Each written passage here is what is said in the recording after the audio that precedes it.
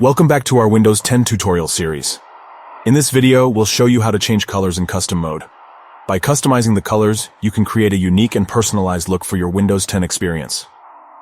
Let's get started. Step 1.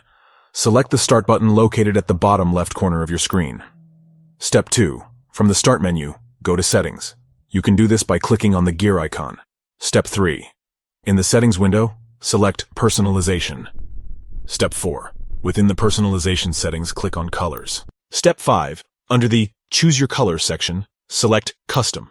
This will activate custom mode. Step 6. Under the Choose Your Default Windows Mode section, select Dark for a dark-themed Windows interface.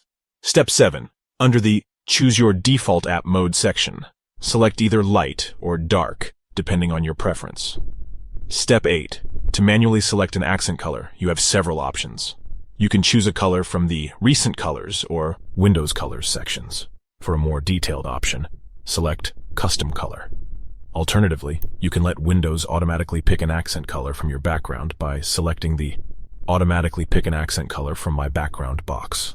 The accent color will help offset and complement the custom mode. Step 9. Under the Show Accent Color on the following surfaces section, make sure to check the Start, Taskbar, and Action Center box, as well as the Title Bars and Window Borders box. That's it. You have successfully changed the colors in custom mode on Windows 10.